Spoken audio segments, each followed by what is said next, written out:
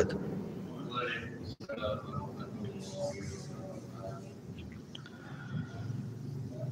Alhamdulillah, salatu wassalamu ala Rasulillah wa ala alihi wa sahbihi wa mawalah wa la hawla wa la quwata illa billahi wa ba'd. Alhamdulillah, segala puja dan puja hanya milik Allah subhanahu wa ta'ala. Salawat dan salam kita hadiahkan kepada Rasul kita Nabi besar Muhammad sallallahu alaihi wa ala alihi wasallam. Insyaallah malam ini kita akan meneruskan Qasasul Anbiya, kisah-kisah para nabi. Dan kita sudah selesai membahas tentang Siratul Mustafa, sirah Nabi kita yang mulia alaihi salatu wassalam dari lahir sampai wafatnya beliau. Dan malam ini kita akan bercerita tentang Nabi Allah Isa alaihi salatu wassalam, dan begitu seterusnya sampai kepada Nabi Allah Adam alaihi salatu wassalam. Ma'asyiral muslimin yang dimuliakan Allah subhanahu wa ta'ala, di dalam Islam seorang muslim wajib mengimani setiap nabi dan rasul. Apakah nabi-nabi dan rasul itu diutus kepada bangsa Yahudi ataupun diutus kepada orang-orang Nasrani? Kita tidak boleh mengingkari seperti pengingkaran Yahudi kepada Isa atau seperti pengingkaran orang-orang Nasrani kepada Nabi kita Muhammad sallallahu alaihi wasallam. Tetap kita mengakui dan meyakini kerasulan dan kenabian mereka. Karena itu perintah Allah, la nufarriqu baina ahadin mir rusuli. Kita tidak boleh membeda-bedakan siapapun dari utusan-utusan Allah yang Allah utus kepada kita. Abi Dzar Al-Ghifari radhiyallahu an pernah bertanya kepada Nabi sallallahu alaihi wasallam tentang berapa jumlah para nabi itu. Maka Nabi sallallahu alaihi wasallam kemudian memberitakan bahwa jumlah nabi yang diutus itu sekitar 120.000. Ada yang mengatakan 120.004 nabi dan 315 rasul. Tetapi yang kita kenal namanya hanya 25 nabi dan rasul saja. Itu yang tercantum di dalam Al-Quran, di mana 18 namanya tersebut dalam surah Al-An'am dan beberapa nama tersebut dalam beberapa surat dalam Al-Quran. Walaupun demikian, tidak semua nabi-nabi yang dicantumkan dalam Al-Quran itu ada kisahnya. Ada yang kisahnya lengkap seperti Nabi Musa, Nabi Ibrahim, Nabi Yusuf, lengkap kisahnya. Tapi ada nabi itu yang kisahnya hanya global saja, seperti Nabi Syuaib, Nabi Saleh, dan umumnya global, tidak dikisahkan secara rinci. Bahkan aneh juga ada yang tidak dikisahkan sama sekali, hanya namanya saja disebut seperti Al-Yasa', Zulkifli, ada namanya dalam Quran, tapi kisahnya nggak ada. Artinya bahwa nanti ketika kita mengkisahkan para nabi tentu tidak lepas daripada kisah Israiliyat sebagai penopang. Tapi kita tetap bersandar kepada Al-Quran dan hadis Nabi SAW sebagai acuan. Kemudian sebagai pelengkap mungkin kita nanti akan mengambil kisah-kisah Israiliyat, karena Nabi SAW bersabda, hadithu an bani Israel wala haraj. Tidak mengapa kita mengkisahkan tentang kisah Israiliyat selama tidak bertentangan dengan Al-Quran dan Sunnah untuk menopang kisah-kisah para nabi yang kita akan kisahkan. Lah malam ini kita akan mengkisahkan tentang kisah Nabi Allah Isa alaihi salatu wassalam. Nabi Isa adalah nabi yang terakhir dari nabi-nabi Bani Israel. Sebagaimana Nabi Muhammad SAW adalah nabi yang terakhir dari nabi-nabi Arab. Dan Rasul kita penutup semua para nabi dan Rasul. Nabi-nabi Bani Israel itu yang paling masyhur adalah Nabi Musa.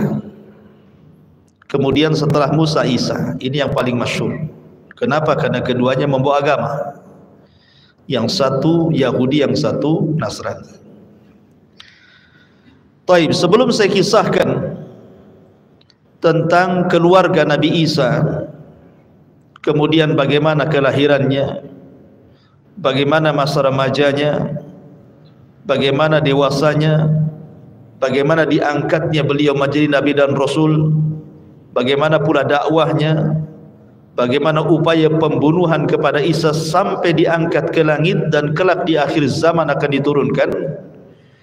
Maka kita akan menjelaskan 3 poin dulu sebelum kita masuk pada kisah-kisah yang jauh lebih lengkap nanti kita akan kisahkan. Ma'asyiral muslimin yang dimuliakan Allah Subhanahu wa taala, malam ini kita akan berkisah tentang hubung kait Nabi sallallahu alaihi wasallam dengan orang-orang Nasrani, termasuk hubung kait Nabi sallallahu alaihi wasallam dengan Nabi Isa itu sendiri, dan termasuk hubung kait Nabi Isa dengan umat Islam. Ini penting kita jelaskan, ya.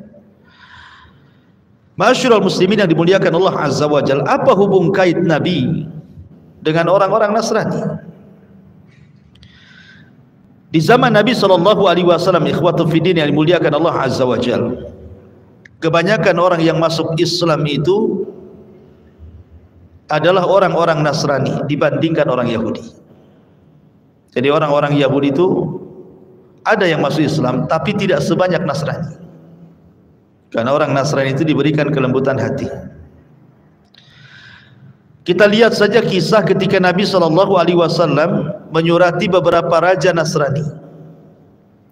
Nabi SAW pernah menyurati 3 raja Nasrani di zamannya.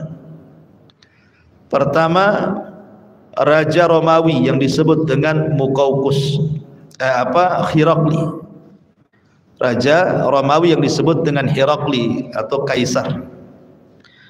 Kemudian yang kedua Raja Najasyi yang namanya Ashama ibn Afjur. Kemudian Raja Mesir yang disebut dengan Muqawqis. Kita tahu bahwa di antara 3 raja ini, yang pertama masuk Islam siapa? Najasyi. Najasyi masuk Islam. Ketika dapat surat saja dia langsung kemudian masuk ke dalam Islam, Ashama ibn Afjur ini.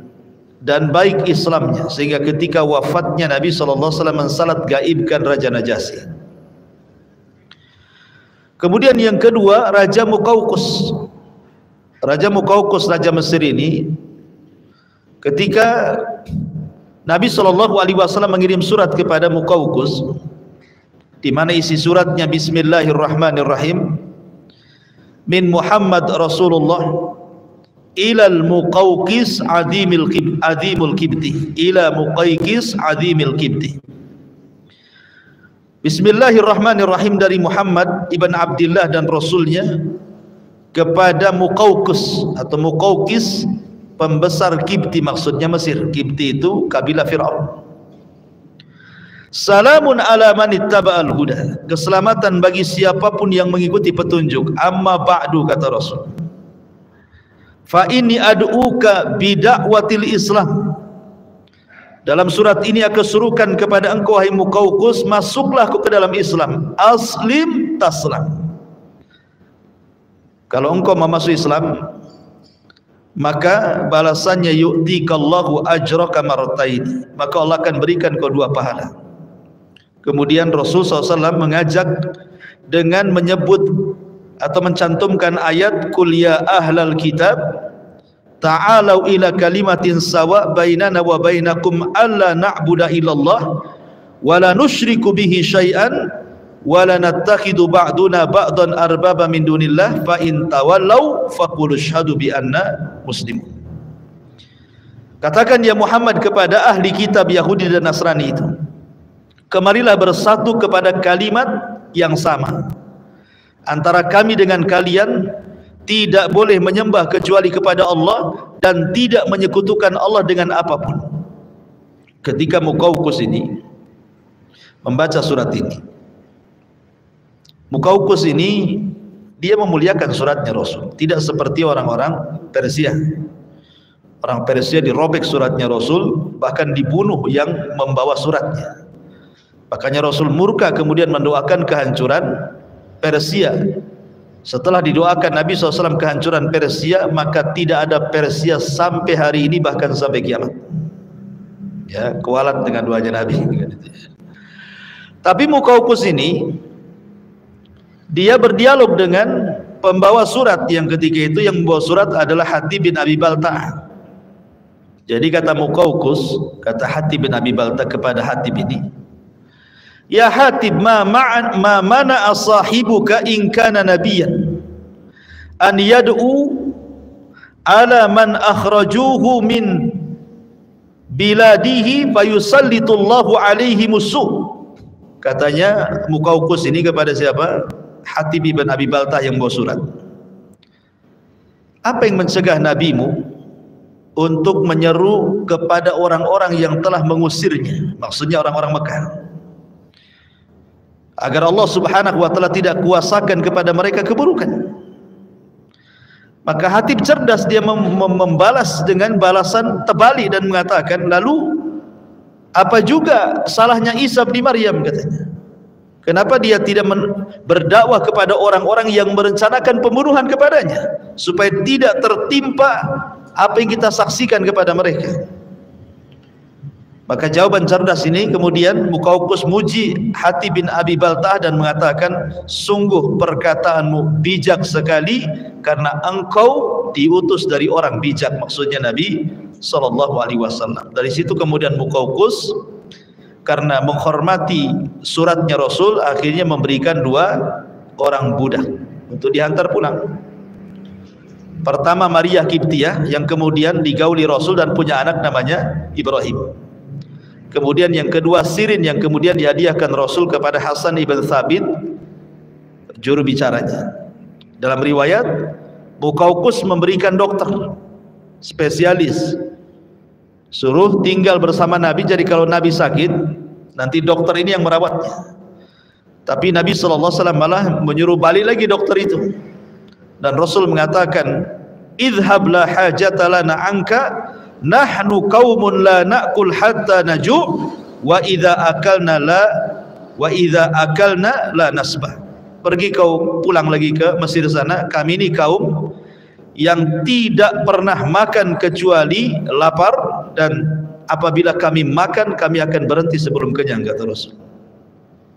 Artinya ini Rasul SAW mengatakan apa? Bahwa kami ini diajarkan kesehatan. Coba antum lakukan kaidah ini, makan setelah lapar, gitu ya. Kemudian, jadi kalau ingin makan tuh nunggu lapar dulu. Nanti ketika makan sebelum kenyang berhenti. Nah, itu kesehatan. Ya, walaupun secara lafaz hadis ini memang dhaif, tetapi secara makna benar, gitu ya. Karena bagaimanapun perut ini perlu tiga isi kan, sepertiga untuk makanan, sepertiga untuk minuman, sepertiga untuk bernafas. Jangan semua dimasukkan makanan, megap-megap lah kan gitu. Akhirnya lemas, mau tidur saja, dan begitu seterusnya. Intinya walaupun belakangan akhirnya Muqawqis ini masuk Islam setelah kemudian Nabi SAW menguasai Mekah dan Madinah dan kemudian mengutus utusan, dan belakangan Mesir menjadi negara Islam sampai hari ini, gitu ya. Taib. Adapun Romawi Herakli ini ketika disurati Nabi SAW, dia sebenarnya sudah tertarik, cuman karena takut kehilangan jabatan akhirnya menolak. Tetapi dia pun memuliakan surat Rasul SAW dan meletakkan di tempat yang terjaga. Ya, pokoknya dia tidak seperti raja-raja Persia gitu yang memang betul-betul ditolak.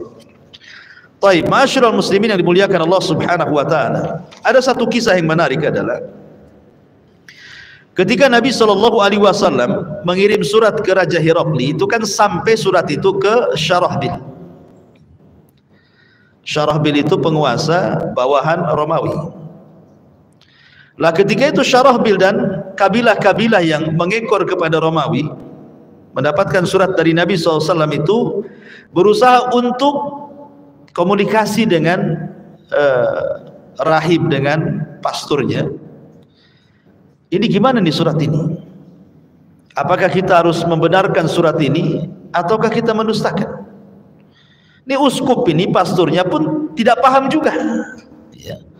Akhirnya kemudian kabilah-kabilah ini berkumpul. Bagaimana kalau kita datangi saja Muhammad itu, katanya. Akhirnya kemudian mereka datang kepada Nabi SAW. Ketika sampai di dekat Masjid Nabawi, mereka turun dan mengganti pakaian mereka dengan pakaian-pakaian indah, emas-emas, sutra-sutra. Ketika kemudian berjumpa dengan Rasul dan mengucapkan salam, Rasul kemudian berpaling begitu saja. Jadi orang-orang Nasrani ini bingung. Dan ini perjumpaan Nasrani pertama dengan Nabi. Ya, orang-orang Nasrani pertama berjumpa dengan Nabi, ini kisahnya. Jadi orang-orang ini ngomong sama Abu Bakar, sama Umar dan sahabat, gimana sih Muhammad itu? Dia yang kirim surat ke kami, ketika kami datang kok dia pergi, katanya. Maksudnya apa kan gitu ya? Akhirnya kemudian mereka bertanya kepada Ali bin Abi Thalib radhiyallahu anhu dan mengatakan, Rasul itu bukan tidak mau berjumpa dengan kalian. Masalahnya kalian itu menggunakan sutra dan emas. Kalau kalian kembali ke tempat kedatangan kalian, kalian ganti lagi baju kalian dengan baju safar kalian, tidak perlu megah seperti ini, pasti dia akan menemui kalian. Akhirnya kemudian orang-orang Nasrani ini balik ke tempat mereka datang, diganti lagi dengan pakaian safar, baru menghadap Rasul. Betul, Rasul menerimanya. Akhirnya kemudian setelah berjumpa dengan Nabi SAW, mereka bertanya kepada Nabi SAW soal siapa Isa. Ya Muhammad, ma taqulu fi Isa? Hai Muhammad, pendapat kamu tentang Isa itu apa? Maka Nabi SAW mengatakan, tunggu dulu, jawabannya besok. Akhirnya kemudian mereka menginap satu malam. Setelah besok mereka datang lagi kepada Rasul, kemudian bertanya lagi, mana jawabannya? Maka Nabi SAW kemudian membacakan ayat, inna masala Isa kamathali Adam, khalaqahu min turab. Allah mengatakan sesungguhnya permisalan Isa itu sama dengan Adam. Allah ciptakan Adam dari tanah, thumma yaqulu lahu kun fayakun. Lalu apa masalahnya dengan kalian? Isa sama dengan Adam. Kenapa kalian harus membesarkan Isa? Bukankah Allah Subhanahu wa taala juga menciptakan Adam sama? Kalau kalian katakan Isa tanpa bapak, Adam lebih hebat lagi, nggak ada bapak, nggak ada ibu. Kenapa kalian lebihkan pengagungan kepada Isa dan tidak dilebihkan kepada Adam, gitu maksudnya? Ya, ini kan logika Rasul, ya kan? Mau mengatakan kepada mereka, tapi ucapan Rasul ini nggak diterima sama orang Nasrani.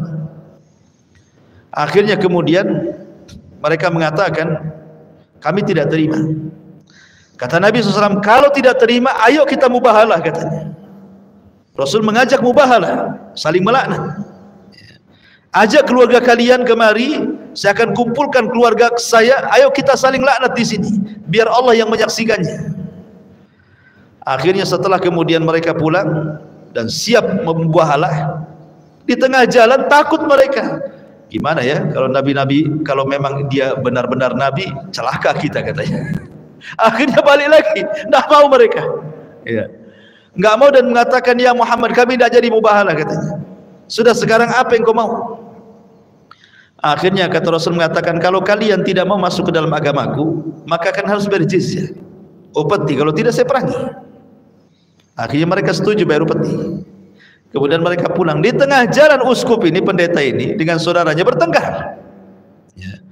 Jadi suatu ketika ini di tengah jalan unta saudara uskup ini, saudara pendeta ini terperosok ke dalam lubang di padang pasir, tiba-tiba mencela Nabi. Ya. Maka sang uskup, sang pendeta mengatakan, jangan kau cela dia, jangan kau cela dia, katanya. Kemudian saudara yang mengatakan heran, kenapa kau membela dia? Ya. Kemudian kata uskup mengatakan, karena saya mengetahui dia seorang nabi, saya yakin dia nabi, katanya. Loh, kalau engkau memang mengakui dia nabi, kenapa engkau tidak ikut dia, katanya kan? Kenapa ikut kami? Ikut aja sana, katanya. Akhirnya kata pendeta, ya tidak bisa lah. Kalau saya ikut dia, marwah saya taruh di mana? Saya ini pemimpin kau. Kalau saya ikut agama Muhammad, saya jadi orang biasa, katanya. Saya gak jadi pendeta lagi, katanya. Lihatlah pendeta-pendeta yang masuk Islam kan jadi orang biasa kan. Kecuali belajar agama jadi ustadz kan gitu ya. Ya harus mulai dari awal lah kan begitu. Akhirnya kemudian saudaranya ini malah marah. Oh, itu yang menghalangi engkau membenarkan hidayah, katanya. Kalau begitu biar aku yang masuk Islam, katanya. Dia yang masuk Islam, dia ke Madinah, dia pula yang masuk Islam, coba bayangkan ya. Dia oleh yang mencela Islam, dia pula yang masuk Islam ya. Tapi intinya bahwa kisah ini di sini bagaimana Nabi SAW ada hubung kait dengan orang-orang Nasrani, ya kan? Intinya di situ. Kemudian yang kedua, pembahasan yang kedua, hubung kait Nabi SAW dengan Nabi Isa. Apa hubung kait Nabi SAW dengan Nabi Isa? Masyarul muslimin yang dimuliakan Allah Subhanahu wa taala, dalam hadis Luqman ibn Amir, dia pernah mendengar Aba Umamah berkata kepada Nabi SAW, ya Nabi Allah, wahai Nabi Allah, dari mana kau memulai dakwah? Dari mana kau memulai dakwah? Maka Nabi SAW mengatakan, da'watu Ibrahim wa bushra Isa wara'at ummi annahu yakhruju minha nurun adha'at lahu qusuru Syam. Saya memulai dengan dakwahnya Ibrahim tauhid, dan saya memulai dengan kabar gembira yang diberikan kepada Isa akan kedatanganku. Dan waktu ibuku sedang melahirkan keluar cahaya, yang cahaya melesat ke istana-istana yang ada di Syam dan menerangi istana itu. Sini kata Nabi SAW mengatakan, wa bushra Isa, aku memulai karena Isa sudah dihabar gembirakan akan kedatangan diriku. Dan Nabi SAW menjadikan Isa itu sebagai persaksian yang menjamin orang masuk surga. Kata Nabi SAW, man qala asyhadu an la ilaha illallah wahdahu la syarikalah wa anna Muhammadan abduhu wa rasuluh wa anna Isa abdullah wa rasuluh wa kalimatuhu alqaha ila Maryam wa ruhum minhu wa annal jannata haqqun wan naru haqqun adkhalahu Allahu al jannata ala ma kana minal amal. Kata Nabi SAW, siapa yang bersaksi tidak ada sembahan yang berhak disembah kecuali Allah, yang tidak ada sekutu baginya, dan Muhammadlah hamba dan utusan Allah, dan Isa adalah hamba Allah dan Rasulnya, dan kalimat yang diberikan kepada Maryam dan ruh sebagai kemuliaan dari Allah Azza wa Jal, dan meyakini sorga adalah benar, neraka adalah benar, maka dia akan dimasukkan ke dalam sorga sesuai dengan amalannya. Lihat, Rasul menjadikan Isa sebagai persaksiannya. Siapa yang menyaksikan Isa sebagai hamba dan Rasulnya, maka dijamin dia masuk surga. Kemudian juga ketika Nabi SAW Isra Mi'raj, ketika Nabi SAW Isra dan Mi'raj, berjumpa dengan Isa kan di langit berapa? Kedua. Dia berjumpa dengan Isa dan Yahya ibn Zakaria di langit kedua. Dan Nabi SAW mengucapkan selamat kepada mereka, marhaban binabiyyin salih wa akhin salih, selamat datang nabiku yang saleh dan saudaraku yang saleh. Maka di sini menunjukkan bahwa ada hubung kait antara Nabi SAW dan juga Isa ibn Maryam.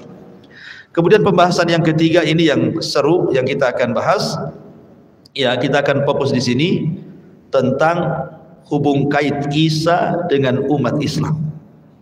Ya, karena ini bicara tentang tanda-tanda kiamat besar. Tanda-tanda kiamat besar. Ma'asyiral muslimin yang dimuliakan Allah Subhanahu wa taala. Di dalam sebuah hadis Nabi SAW bersabda dari Hudzaifah ibni Usaid al-Ghifari. Jadi suatu ketika Nabi SAW itu lewat di kelompok para sahabat yang sedang berbincang. Rupanya apa yang dibincangkan sahabat? Sahabat sedang membincangkan soal kiamat. Jadi Nabi SAW kemudian bertanya, apa yang kalian bicarakan? Sahabat mengatakan, kami sedang membicarakan tentang kiamat yang selalu engkau kisahkan kepada kami. Maka Rasulullah SAW mengatakan, lan taqumas sa'ah hatta tarau qablaha asyra ayat. Tidak mungkin tegak kiamat sampai kalian melihat 10 tanda besar kiamat. Kemudian Nabi SAW menyebutkan adanya dukhan, dajjal, binatang yang melata yang bisa bicara, keluarnya matahari dari arah barat, turunnya Isa bin Maryam, keluarnya Ya'juj dan Ma'juj, dan 3 gempa yang berturut-turut dari arah timur, barat dan jazirah Arab, dan terakhir keluar api yang keluar dari Aden Yaman yang akan menggiring manusia sampai ke Syam. Disitulah kiamat dibangkitkan, kata Nabi. Lah di antara 10 tanda kiamat itu adalah nuzulu Isa bin Maryam, turunnya Isa bin Maryam. Inilah ada hubung kait alaqah Isa dengan umat Islam. Bagaimana kisahnya? Ini yang menarik, ikhwan. Ma'asyiral muslimin yang dimuliakan Allah Subhanahu wa taala. Ketika kaum muslimin kebingungan karena tidak ada pemimpin yang bisa memimpin mereka dan dunia sudah kacau, maka tiba-tiba Allah Subhanahu wa taala takdirkan seorang keturunan Nabi dari Hasan ibnu Ali. Namanya sama dengan nama Rasul Muhammad dan nama bapaknya sama dengan nama bapak Rasul Abdullah, Muhammad ibn Abdullah Al-Hasani Al-Alawi. Muncul di Mekah. Kemudian Allah perbaiki dalam satu malam. Allah berikan kecerdasan. Kecerdasan dalam memimpin, bersiasat, perang dan begitu seterusnya. Akhirnya orang-orang membaiat kepada orang ini yang disebut dengan Al-Mahdil Muntadhar, Imam Mahdi yang ditunggu-tunggu kaum muslimin. Akhirnya kemudian kemunculan Imam Mahdi ini terdengar oleh tentara yang ada di Syam. Maka mereka pun datang membawa pasukan untuk membunuh Imam Mahdi. Tapi di antara Mekah dan Madinah ada namanya Baidah. Tiba-tiba terjadi gempa dan menghancurkan semua pasukan yang hendak membunuh Al-Mahdi. Allah buat gempa dan Allah masukkan ke dalam tanah. Itulah tanda yang paling jelas tentang kemunculan Imam Mahdi. Jadi kalau ada orang yang ngaku Imam Mahdi, harus ada tanda yang ini. Kalau belum ada tanda, ada pasukan yang kemudian ditenggelamkan ke bumi oleh Allah di Baidah, berarti Imam Mahdi kaleng-kaleng, ya kan? Imam Mahdi ngaku-ngaku. Karena sejak zaman dulu pun sudah ada orang ngaku Imam Mahdi. Sejak zaman dulu. Contoh umpamanya di zaman Imam Malik. Di zaman Imam Malik itu sudah ada orang ngaku Imam Mahdi. Jadi ada keturunan Husain kalau tidak salah di zaman Imam Malik itu memberontak. Namanya Muhammad ibn Abdullah juga. Ya. Memberontak kepada kerajaan Umayyah, kerajaan Abbasiyah. Dan orang-orang mengira bahwa itu Al-Mahdi. Lah kebetulan Imam Malik itu berfatwa, yang fatwanya bicara tentang talak. Apakah talak yang dipaksa itu jatuh atau tidak jatuh?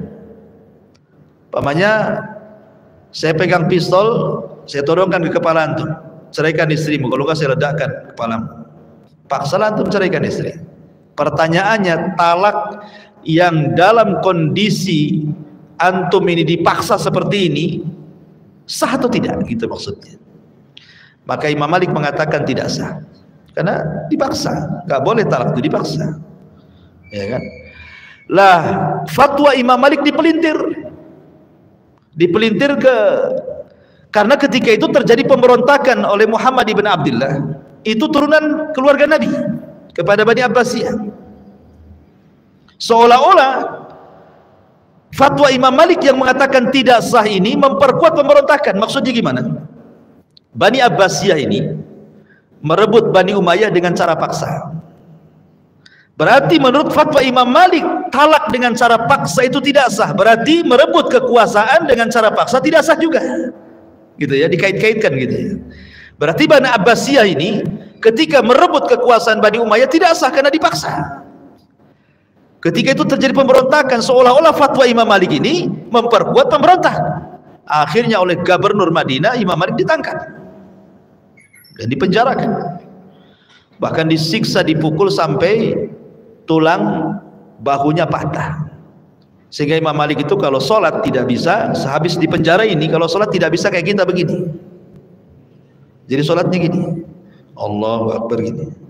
Jadi orang-orang mengira bahwa meletakkan tangan seperti ini itu madhabnya Malik ya, padahal Imam Malik tidak bisa meletakkan di dada karena sebab patah bahunya ya, begini jadi ya kan. Jadi orang-orang mengira ini madhabnya Imam Malik, padahal tidak, karena dalam kitab Muwatta Imam Malik pun mencantumkan hadis tentang qabd, tentang meletakkan tangan kanan di tangan kiri dan di dada, itu karena patah saja. Artinya di zaman Imam Malik kan sudah ada ya. Bahkan dulu sebelumnya juga Umar bin Abdul Aziz disangka Imam Mahdi. Jadi sejak dulu itu prediksi Imam Mahdi sudah ada kan. Itu zaman dulu, apalagi zaman sekarang macam-macam Mahdi itu keluar. Mahdinya orang Medan lah, Mahdinya orang Jakarta gitu ya. Macam-macam Mahdi. Mahdinya orang India gitu ya. Jadi tidak bisa kita ngaku Mahdi itu. Karena apa? Karena tandanya yang paling jelas kalau ada pasukan dari Syam hendak membunuh dia ketika saat pembaiatan di Makkah. Maksudnya di sekitar Ka'bah. Harus dibayat di sana, bukan di Medan dibayatnya, harus bayat di Mekah. Ya. Dan pasukan yang akan membunuhnya harus tertimpa gempa di Baida antara Mekah dan Madinah. Kalau kita mendengar itu berarti memang yang dibayat di Imam Mahdi, gitu maksudnya. Singkat cerita, Imam Mahdi pun kemudian perang bersama kaum muslimin. Kemudian terjadilah perang yang disebut di dalam hadis itu sebagai Malhamatul Kubra, atau istilah Yahudi Armageddon, atau istilah kita Malhamatul Kubra, perang salib antara Islam dan orang-orang Romawi. Itu perang tidak ada yang lebih dahsyat dibandingkan perang itu. Perang-perang dunia pertama, dunia kedua, atau mungkin akan dunia ketiga lagi, tidak sedahsyat perang itu. Karena itu perang penghabisan. Kemana Yahudi? Yahudi tidak ikut di sini. Ketakutan sembunyi dia. Makanya kemudian ketika Yahudi tidak ikut membantu orang Nasrani, Dajjal keluar, marah kepada orang Yahudi. Karena kata Nabi SAW, Dajjal itu tidak keluar kecuali karena sebuah kemurkaan yang disut. Dan dia murka karena Yahudi diam saja ketakutan. Makanya Dajjal keluar di situ. Lah dalam peperangan ini kan kaum muslimin menang. Padahal sebelumnya kaum muslimin bersama orang Nasrani itu ada hubungan untuk menyerbu negara yang bukan ahli kitab, dan mereka menang. Tiba-tiba kemenangan itu diklaim oleh orang-orang Nasrani, maka orang Islam marah dan mengatakan kemenangan ini milik Allah.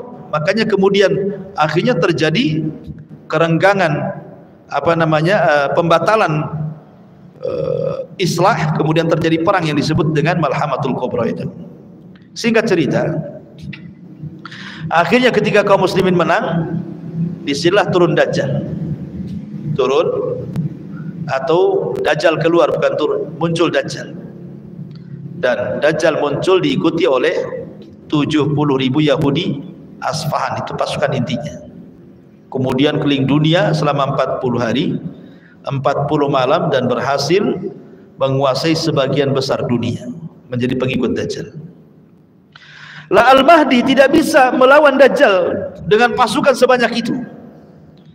Akhirnya kemudian Al-Mahdi ini membawa kaum muslimin untuk sembunyi di gunung. Mereka balik ke Palestina, ke Syam, kemudian sembunyi di gunung bersama kaum muslimin. Karena mereka tidak bisa menghadapi Dajjal dan pasukannya.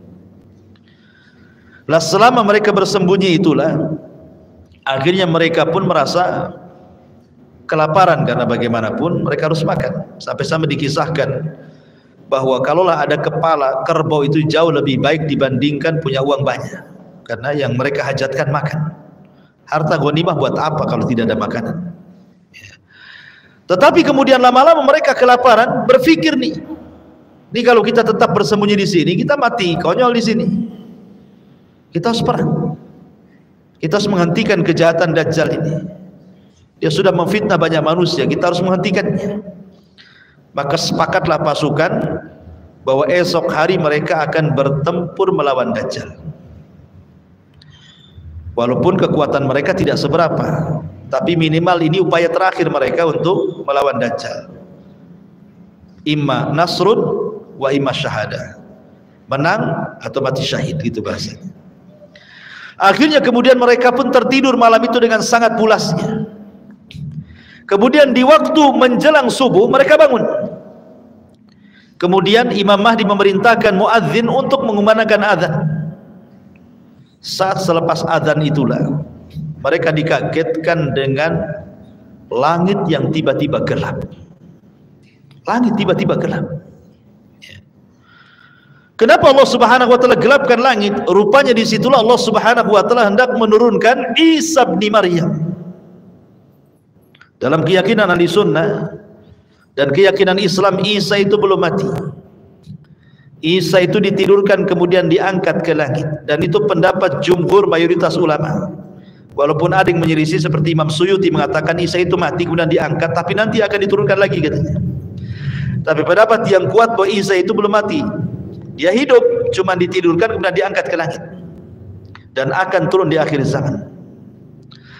Lah ketika Isa turun, maka Isa kemudian turun dari langit kedua bersama dua malaikat yang mengapitnya. Sampai-sampai Nabi SAW menjelaskan, dia memakai mahrudataini, kain semacam kain ihram yang diapit dua malaikat, ya kan? Kemudian juga di mana kain itu mengeluarkan bau minyak za'faran dan misik. Dan apabila kemudian wajahnya tertunduk ke bawah seperti ini, maka akan menetes air seolah-olah dia habis mandi. Padahal tidak, karena rambutnya keriting kemudian lurus sampai bahu. Dan kata Nabi SAW, warna kulitnya putih kemerah-merahan seperti seolah-olah dia baru keluar dari hammam. Mungkin bahasa kitanya habis sauna lah gitu ya. Jadi bersih Isa itu. Kemudian turun ke bumi. Di mana turunnya Isa? Isa turun di sebuah menara di sebelah timur Damaskus. Lah menara itu, ma'asyiral muslimin yang dimuliakan Allah Azza wa Jal, Manaratul Bayda yang berwarna putih itu sudah ada. Sekarang ada menaranya. Ada di pasar. Ya, di pasar itu ada menara, dan itu sudah umurnya sudah ratusan tahun.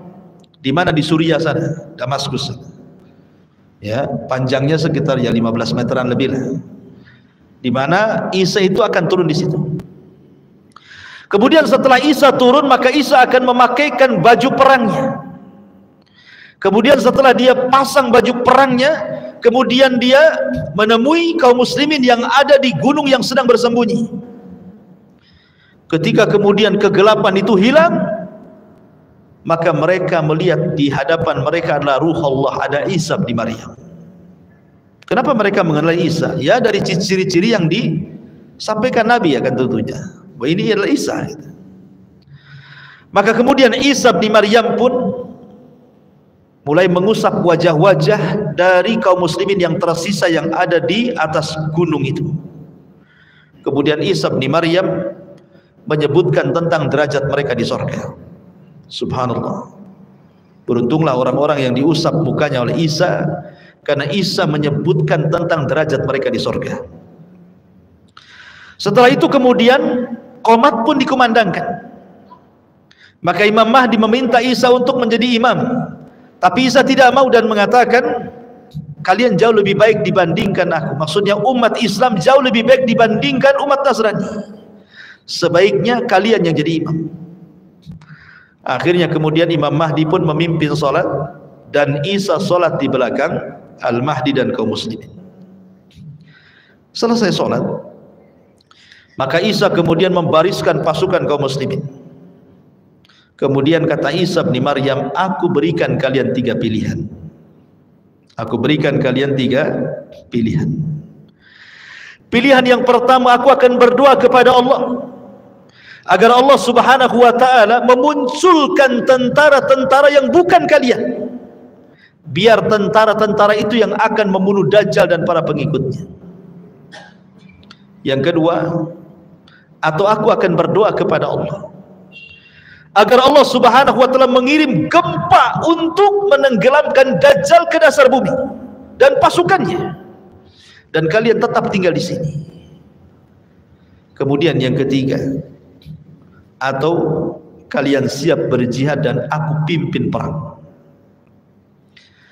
Maka kaum muslimin ketika itu berpikir tentu yang ketiga lebih utama, karena mereka berpikir bahwa Dajjal sudah merusak, mencelakakan keluarga mereka, memfitnah kaum muslimin. Masa kita diam saja?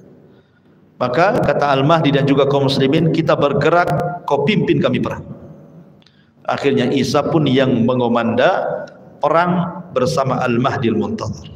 Turunlah mereka selepas sholat subuh itu, turun kemudian berhadapan dengan Dajjal. Ma'asyiral muslimin yang dimuliakan Allah Azza wa Jalla, ketika Dajjal melihat Isa ini sudah tahu, karena Isa itu membawa aura, ikhwan, aura yang menakutkan bagi orang-orang Yahudi, terutama Dajjal. Kenapa? Bayangkan, Isa itu punya nafas yang nafasnya ini bisa membunuh setiap orang kafir sejauh mata memandang. Jadi kalau Isa meniup dengan nafasnya, maka sejauh mata memandang tidak ada orang kafir kecuali mati.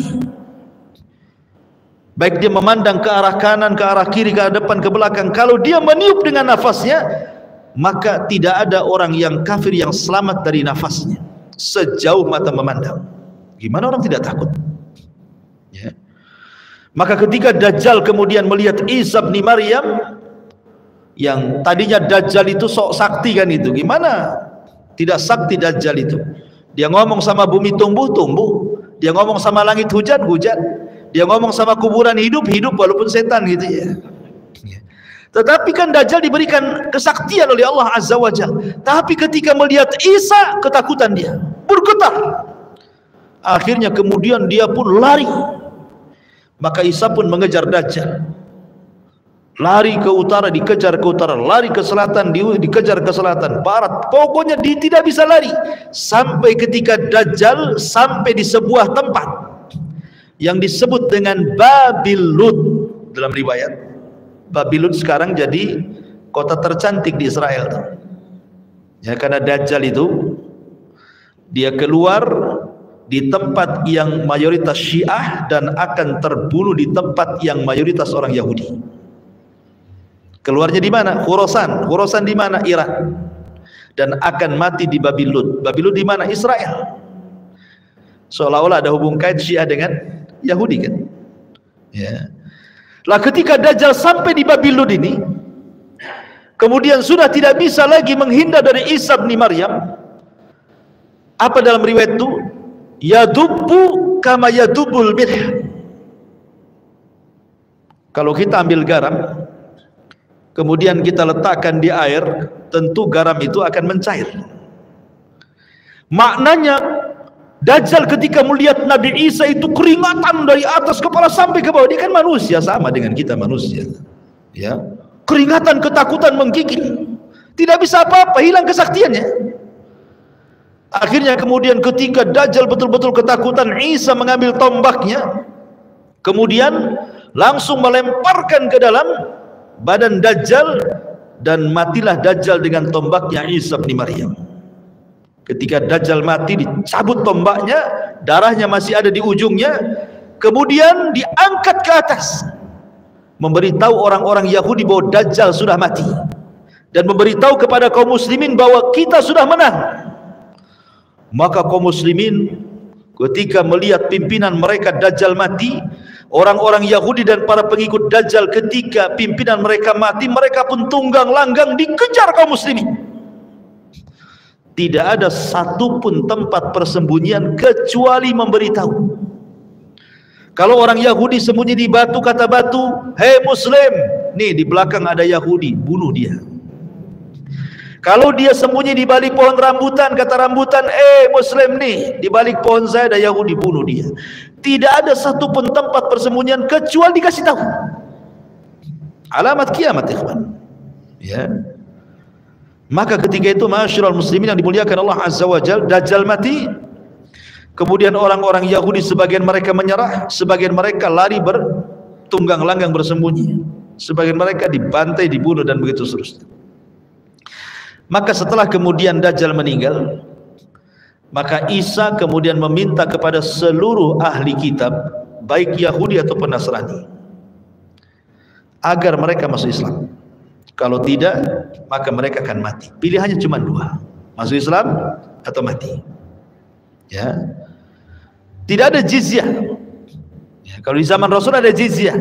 Kalau anda tidak masuk Islam nggak apa-apa, tapi bayar upeti. Kan begitu ya? Hatta yu'tul jizyata ayyadi wa msagir.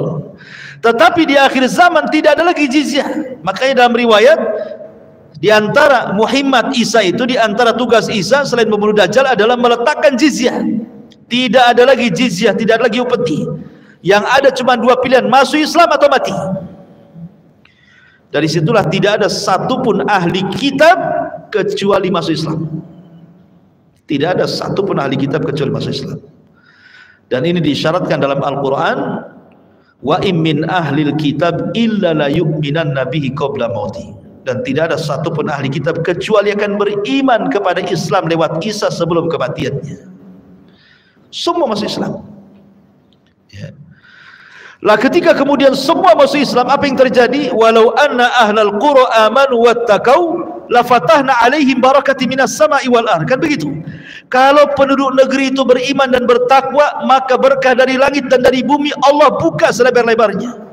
Ketika bumi tidak ada orang kafir, semua muslim, apa yang terjadi? Berkah bumi. Langit hujan, kemudian bumi menumbuhkan tumbuhannya. Sampai-sampai dikisahkan ada orang masuk ke cangkang buah delima itu, bisa 10 orang masuk ke cangkangnya. Anda bisa bayangkan sebesar apa tuh delimanya itu. Ya. 10 orang masuk ke cangkang delima lo bisa masuk tuh. Saking suburnya gitu ya, saking berkahnya negeri itu.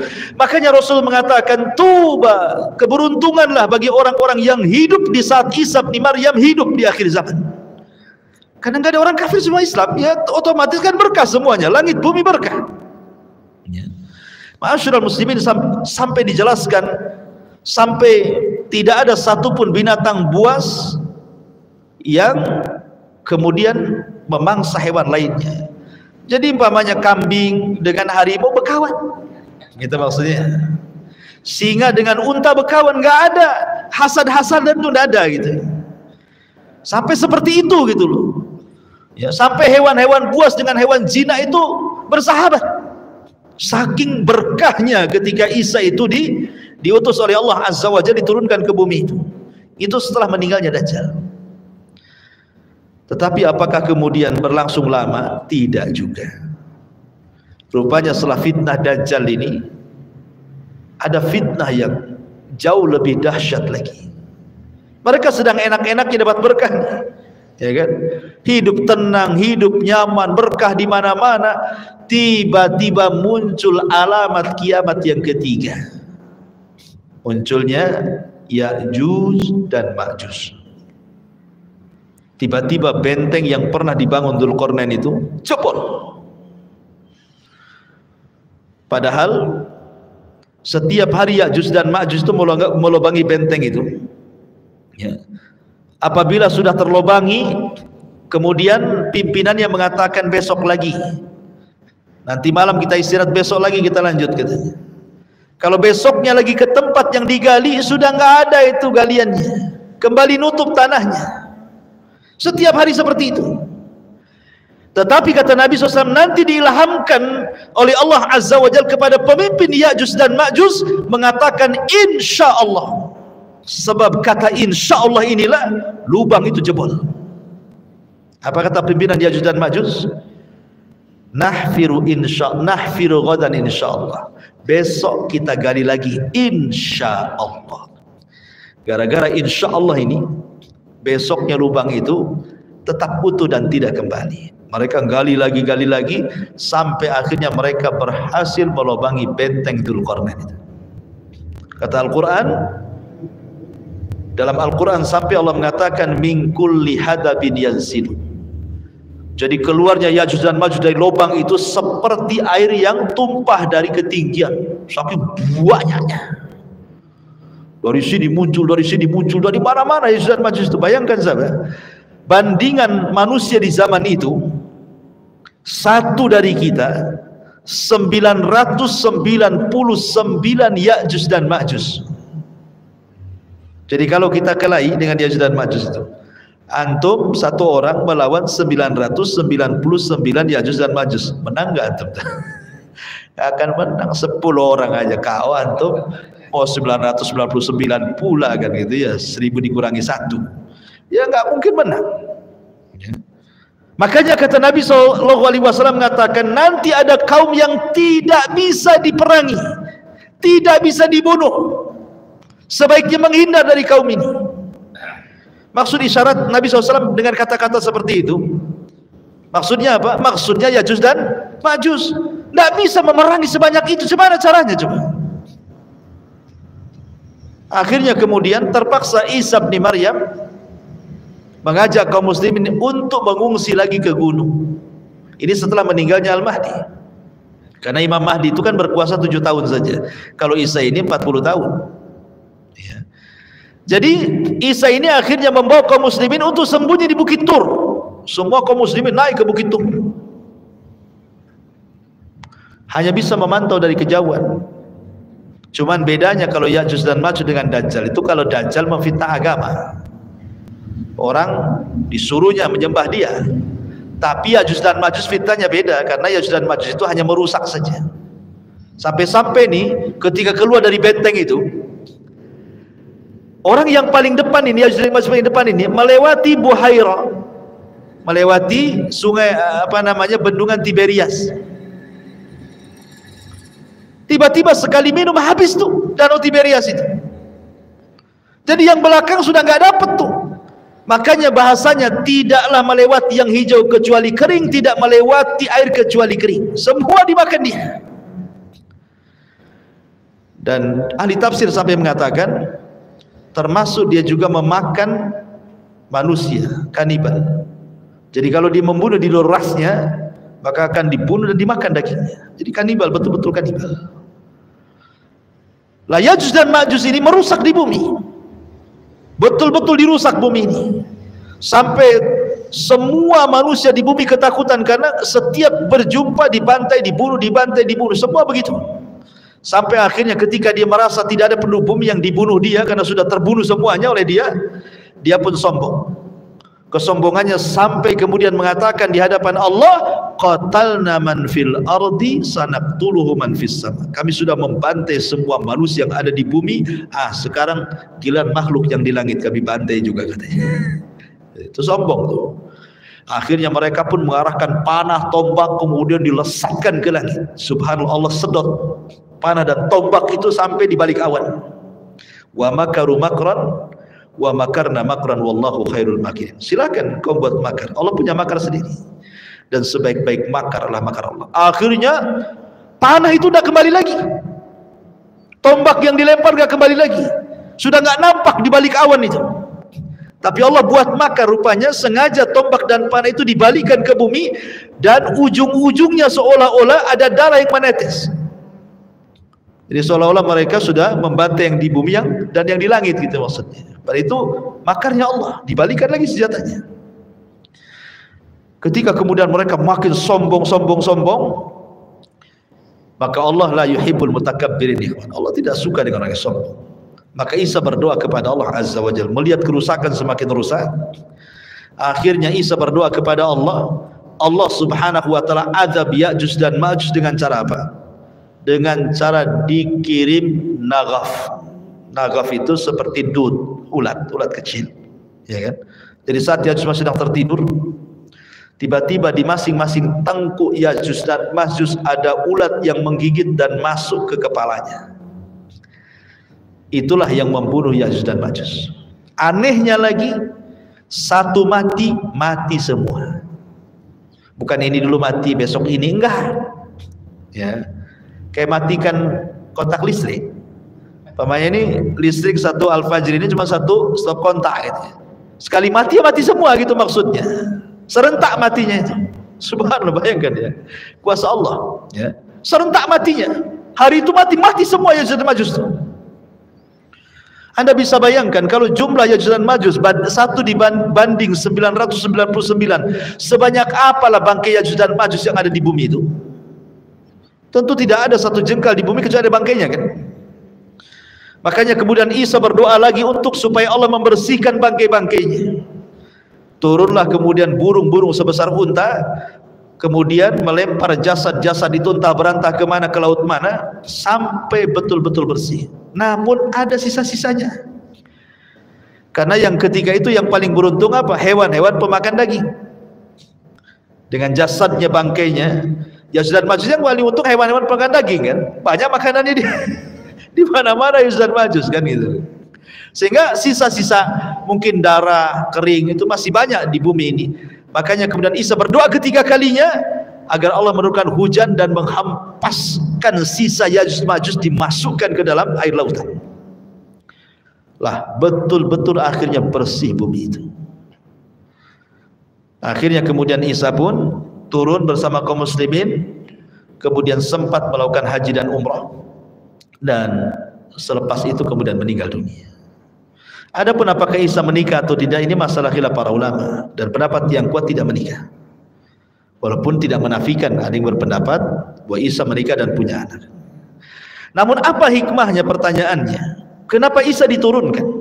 Untuk apa diturunkan itu? Dan kenapa mesti Isa? Bukankah para nabi banyak? Kenapa tidak Ibrahim saja turun? Kenapa tidak Adam saja turun? Kenapa tidak Nuh saja turun? Kenapa mesti Isa yang turun, itu maksudnya? Sebagian para ulama menjawab bahwa karena Nabi Allah Isa alaihi salatu wasallam dihabarkan kepadanya tentang akan kelahiran sosok Nabi akhirul zaman dan umatnya sebaik-baik umat. Maka Isa berdoa kepada Allah agar menjadi umat Nabi. Makanya Isa diturunkan karena dia berdoa ingin menjadi umat Nabi. Makanya Isa ketika turun di akhir zaman bukan hanya seorang nabi tetapi sahabat Nabi. Kenapa disebut sahabat Nabi? Karena dia berjumpa dengan Nabi. Apa definisi sahabat? Manusia yang berjumpa dengan Nabi, beriman dengan Nabi, mati di atas agama Nabi. Itulah Isa. Berjumpa dengan Nabi saat Isra Mi'raj. Ya. Kalau semua Nabi berjumpa dengan arwahnya, Isa berjumpa dengan fisik dan arwahnya. Berjumpa dengan Nabi, masuk Islam, sholat di belakang Imam Mahdi, mati bersama kaum muslimin. Ya. Nabi plus sahabat dan umat Nabi SAW. Ya.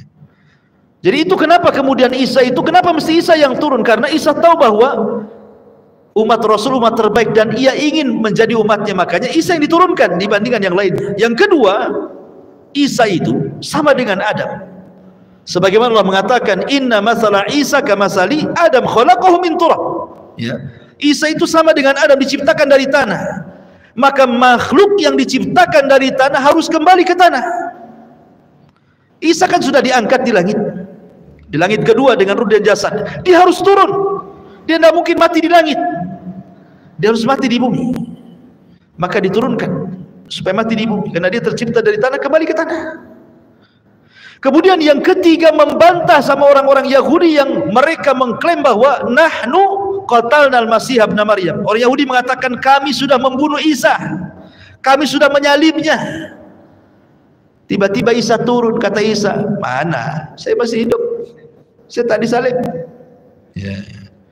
Atau membantah orang-orang Nasrani juga yang mengatakan Isa Tuhan, Isa anak Tuhan, Isa satu di antara tiga Tuhan. Buktinya sholat di belakang Imam Mahdi. Masa hamba sholat kemudian dia mati? Masa Tuhan mati? Ya kan? Ya. Kemudian juga di antara hikmah Isa turun itu supaya izharul Islam, bahwa Islam itu akan kembali jaya. Dan dengan turunnya Isa bin Maryam menjadi umat Rasul, kemudian berjuang bersama Al-Mahdi, itulah kejayaan Islam di zaman itu, sampai bisa bunuh Dajjal dan bisa berdoa kepada Allah agar mengazab Ya'juj dan Ma'juj. Islam akhirnya kuat lagi di zaman itu kan. Ma'asyiral muslimin yang dimuliakan Allah Azza wa Jalla, dan itulah diantara hikmah kenapa kemudian Isa diturunkan ke bumi. Dan dari sini kita tahu bahwa ada alaqah, hubung kait antara Isa dengan umat Islam di akhir zaman. Ya, inilah diantara 3 pembahasan yang kita bahas malam ini. Insyaallah mulai minggu depan baru kita akan masuk ke kisah Isa, mulai dari keluarganya, lahirnya, dan mukjizatnya, dan begitu seterusnya ya. Bersambung dan berseri, mudah-mudahan ada manfaatnya. Subhanallah bihamdika asyhadu an la ilaha illa anta astaghfiruka wa atubu ilaik. Allahu ta'ala. Assalamualaikum warahmatullahi wabarakatuh.